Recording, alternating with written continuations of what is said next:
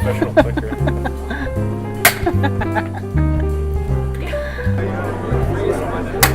Oh, that's cute.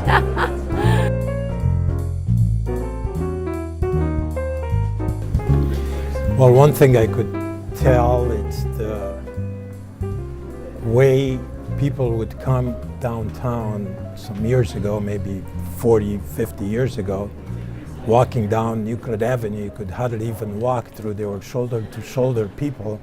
And especially wintertime, Christmas time, families with kids would come and you had to push them around so that you could see what's in the window. There's lots of displays and would come from far away just to see those displays. And sure, once they're in, oh, let's go in the store and do something else. Or sometimes they would come for the store and say, wow, we're not going to go home, let's take a walk. So I enjoy that. I'm trying to think of what my favorite memories of downtown. I mean, I had the iconic Cleveland memory of coming down to buy clothes for school in August with my mom. We used to take the Rapid down and start off at Higbee's and then go up to Hallie's, and then I'd buy clothes, usually get like some kind of plaid dress to start the school year.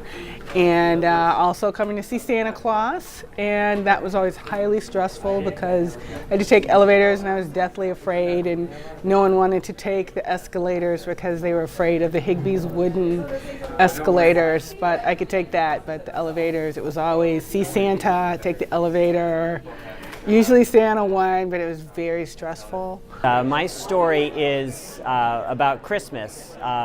When my sister and I were at a very young age, our parents would drive in. We'd drive up from Cuyahoga Falls and park at 117th Street and then ride the Rapid into downtown. And we would go around Public Square and look at the different shops, because there actually were stores downtown at one point, believe it or not.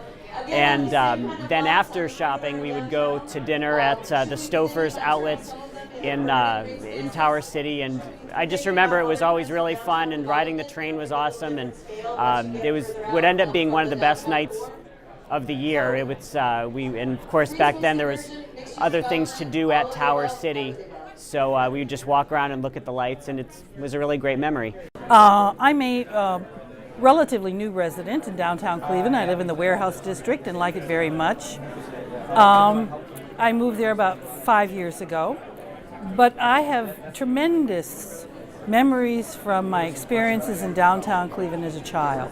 I mean, downtown Cleveland was a destination. You had to put on, when I was a teenager, there's my sister sitting over there, come on over. You had to put on your stockings and your white gloves, and you had to dress up to go downtown. I mean, there were so many department stores. There was so much to do. It was as busy as Fifth Avenue is today in New York City. And I think people should remember that about downtown Cleveland, that it really was a fabulous destination, a fabulous active city. And I would like to see that happen in the future again. When I was a high school student growing up in the suburbs of Cleveland in the 1970s, I had a student teacher who took us downtown to use it as a teaching laboratory to learn about the history of the region, manufacturing, how the buildings were made, what they were made of, and it really created a love of Cleveland that I carry forward to today.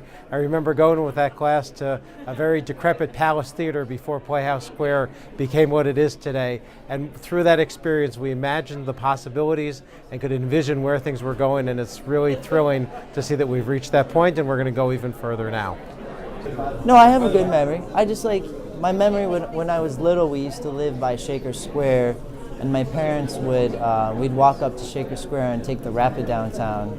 And I just remember being so excited to get downtown, and how like it was a big adventure when you're a little kid riding the Rapid. And just seeing the city as you approach it, and then going underneath Tower City was really cool. So I don't know, I really like Tower City a lot, and I have a lot of memories there.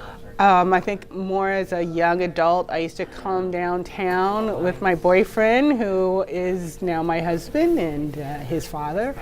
And we used to go down after work to actually the mall, and its a former iteration to, that's where the rib cook-off started off, and for $1 you'd get a bone, so we could have a great $5 date, maybe $6 if we wanted to equal half bones and some cheap beer, and it was just a great Friday or Saturday night to do. You know, I love it. It was always a lot of people, hot, just a fun place to be, to really kind of experience the city with a lot of other people. I remember being a kid and coming downtown for the holiday lighting was the big event. We looked forward to it.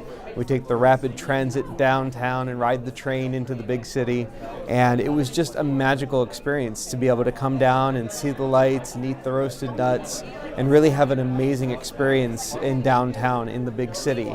And I'm looking forward to Cleveland returning to that big city mentality and really drawing in people, a new generation of people, to explore and reimagine the city as it was, as I remembered as a child. So I just remember as a Cleveland State student walking around downtown with a bunch of buddies. We'd pick up some cheap cigars earlier at Cousin Cigars, and then walk around at Perk Park by Reserve Square, and then end up at Public Square and stop in for Goodness Jake's and pick up some Mexican Cokes and drink them at late hours of the night. And it's always been a safe environment for the past 3 or 4 years. Nice.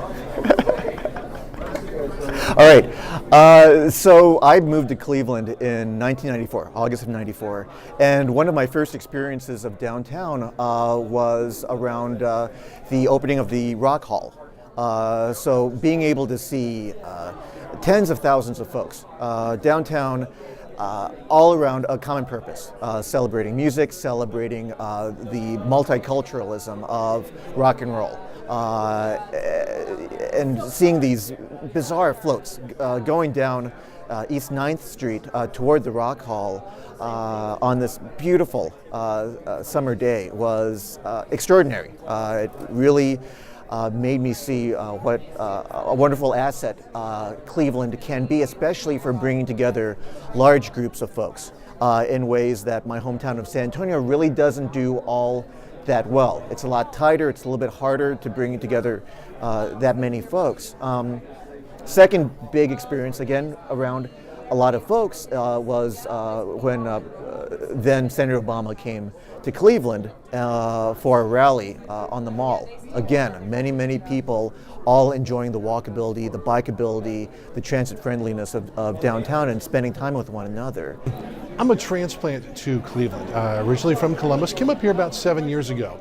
And I work downtown, I go to church downtown, and one of the things, the biggest things that I see down here are a vibrancy of economic developments. You see nice people, you see new businesses coming, be it restaurants or businesses expanding. I see a very vibrant economy in downtown Cleveland. I love the fact that we've seen so much redevelopment of existing buildings, or of tearing down buildings that need to go down and bring up brand new structures. Things that really help Cleveland become and maintain its world-class dominance. I'm relatively new to Cleveland. I work at Cleveland State, just been here a couple years. But I remember the first time visiting campus, I stayed at the Wyndham on Playhouse Square and was told that campus was right down the street, which didn't make sense to me. But I remember stepping out of the hotel, seeing Playhouse Square, thinking, how cool is this? And then realizing that in 2 blocks, I was actually on a campus of a urban university, and thinking what a great connection between the university, Playhouse Square, and downtown. I don't know if there are many cities that have that connection. My name is Brenton, and this is Justin. We recently moved to downtown, actually December of 2013. I lived in the suburbs of Cleveland my whole life, and he lived in Portland, Oregon for most of his entire life. We met this last summer, and I convinced him to move to Cleveland to come be with me. How I did that, I think partly me and partly Cleveland. I staged a very long weekend for both of us to come downtown, stay at the DoubleTree. We did the Art Museum, we did the Rock and Roll Hall of Fame. I took him around to where my work is. I took him around to the East 4th area, the Warehouse District, all kinds of different areas, Tower City, just to kind of convince him that Cleveland is exciting. Cleveland has a lot of things, and Cleveland is growing. I think that kind of helped, because otherwise Portland would have been a better option if Cleveland wasn't as good as I say it was.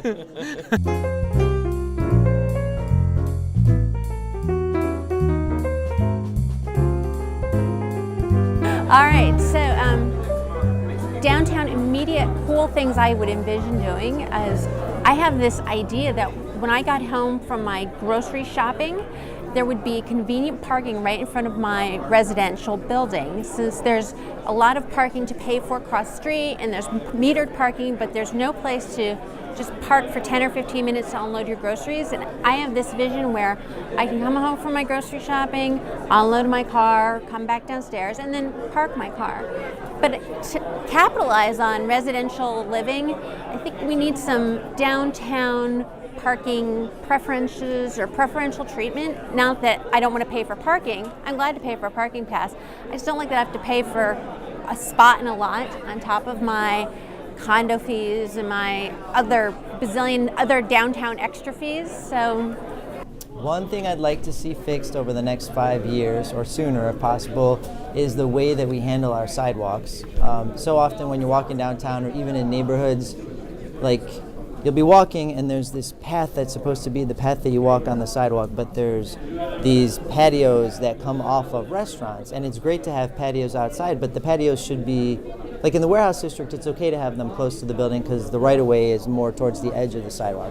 But like in Playhouse Square, for example, Euclid Avenue is this big wide sidewalk, and then the patios take up a good portion of where you walk, and then you're forced to dodge around like the light posts and like those really cool planters and stuff like that. So, and it's all because of a law. So if we just change the law so that you could carry an alcoholic beverage 3 feet across the sidewalk or 5 feet from the restaurant to like the patio space, like the way Shaker Square is. And I know Shaker Square, it's all private land, so that's why they can circumvent that there. But that would be huge to me, to be able to walk down the sidewalk without going around the obstacle course. In the next 5 years, I'd like to see a lot of new developments spring up in downtown, more residents in the area, and a lot of the vacant spaces filled in. One of the things that I'm really happy about is that it seems that Cleveland is finally embracing the fact that the flats are the waterfront and not Lake Erie. Lake Erie, of course, is there, but the flats are just so much more accessible and so much more developable. So it's exciting to see that there's a lot of development coming to the flats, and it's walkable and bikeable, and makes for a nice connection between the neighborhoods of Tremont and Ohio City. So it's all coming together, and it's all accessible from various different places. Cleveland, 5 years down the line, she is all grown up and mature, and like tons more tourists coming in. I see a lot more green space and connections. One of the things that I think would be cool, of course, is to have our company, Cleveland Bike Tours, be down at the lakefront so that when the tours come into Science Center, Rock Hall, they're going to visit some of that cool stuff down there, that they have a place where they can rent the bikes, go down a completely beautiful, brand new lakefront bikeway, all lit up beautiful, you know, maybe some park benches, some cool stuff so that you can see all the lakefront. And then, of course, having the tours, having the nice access with the bridge heading up over, specifically for pedestrians, because I know it's a challenge, you know, riding your bike down to get down to the Rock Hall or back. So just having more biking and pedestrian access. And I can see that it's just busy all the time. So like pop-up like stands for, you know, small entrepreneurs, like arts and jewelry, of course food and fun stuff like that. I can just see that all over the place. And restrooms definitely will be down there. Oh, and the marina, just constantly like trying to get into the marina. It's going to be so busy that you know, you're going to have to figure out like the best times to get in that slip and be able to really visit. The water taxi concept of going down into the flats and coming back and forth, possibly kayaking out of the marina there would be amazing. Of course, we would love to be a part of that too. But I could just see her being what she's always been, you know, growing up here in the city, and my dad working for the city for 35 years. I played here, so I want to grow my business here. 5 years from now, I would love it if there were lots of people living downtown at 24 hours a day, 7 days a week. There's a bad perception of downtown by suburbanites. They're very, you live downtown, or, you know, like I'm living in a war zone or something, but it's not the case. We're pioneers. We've been here 7 years. So if you're thinking, I'm tired of my commute and I want to be where all the cool people are, downtown's the place to be, no matter what your age. Within 5 years, I'd love to see some of the surface parking lots go away.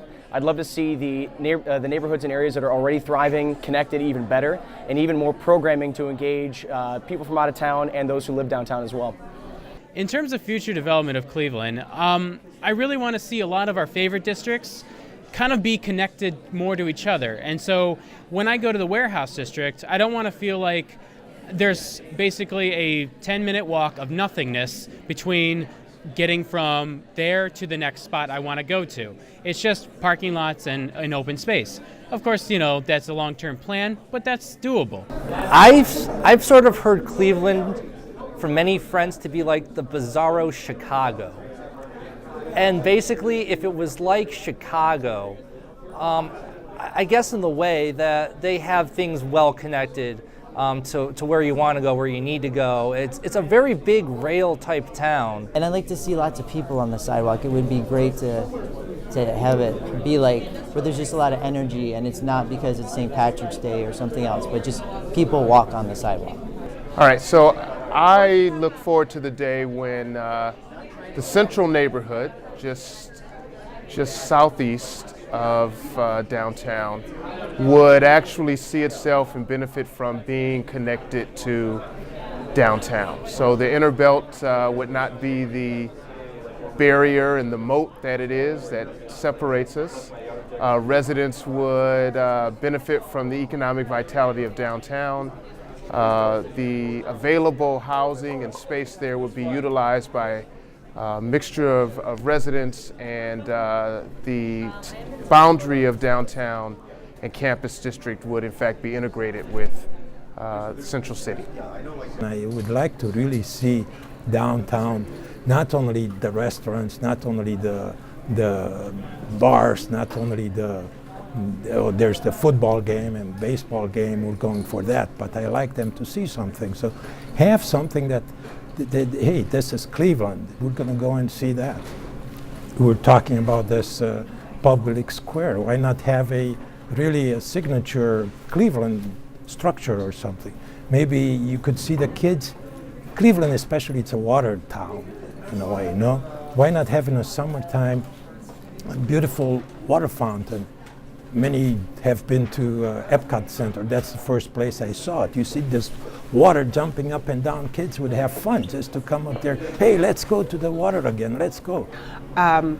But really, you know, I'm just dying to see us at Cleveland reach a great population point, somewhere around 20,000, and hopefully in the next 5 years we can see that.